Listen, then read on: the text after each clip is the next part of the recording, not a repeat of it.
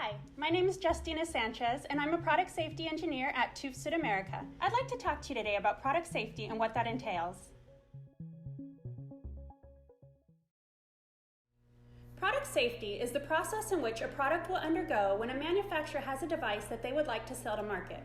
This evaluation is typically comprised of 3 phases. The first phase being the constructional review.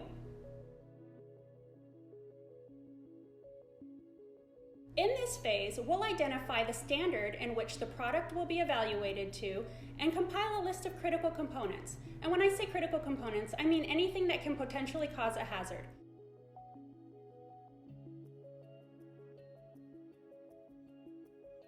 We want to ensure those critical components have their proper approvals.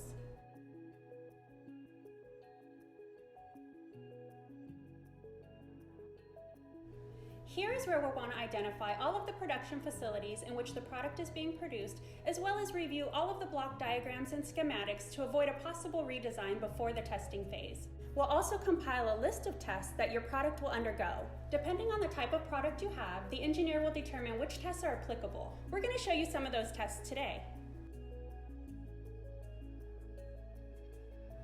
Now we're moving into the testing phase. It's important all tests be conducted in a nationally recognized testing laboratory, otherwise known as NRTLs, such as TÜV SÜD.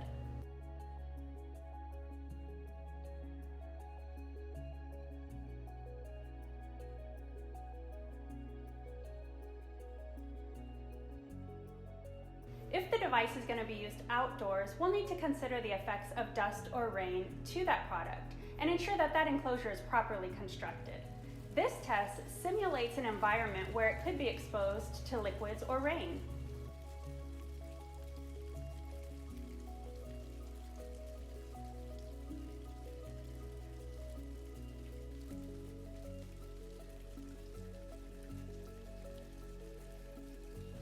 Another important aspect is ensuring that all of the plastics and printed wiring boards have the proper flammability rating.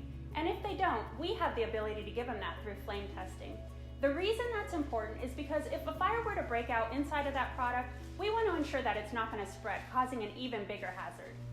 So when doing flame testing, we need to make sure that we capture the proper height of the flame using this gauge.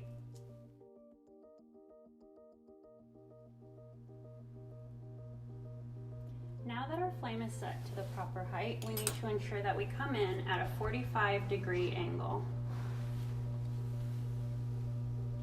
And then we're going to bring our needle flame right up to our material.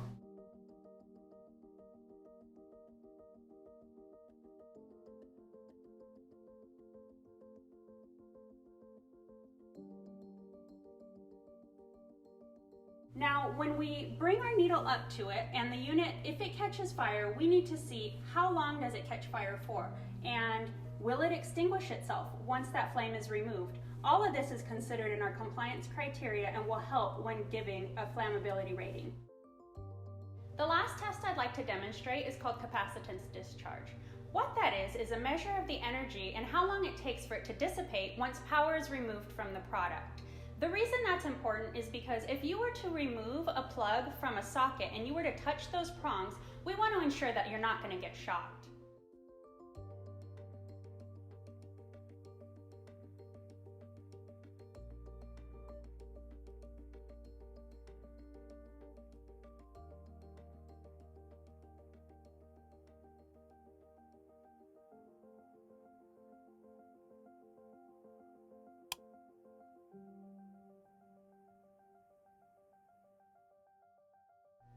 The final phase is the reporting, review, and certification, if applicable.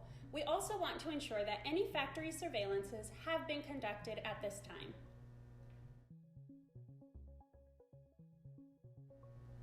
If there aren't any issues in the evaluation thus far, a passing report will be issued.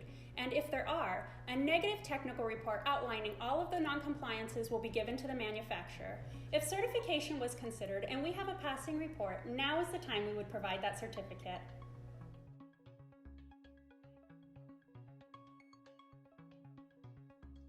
I hope this gave you a better understanding of what a product safety evaluation is. Thank you for watching.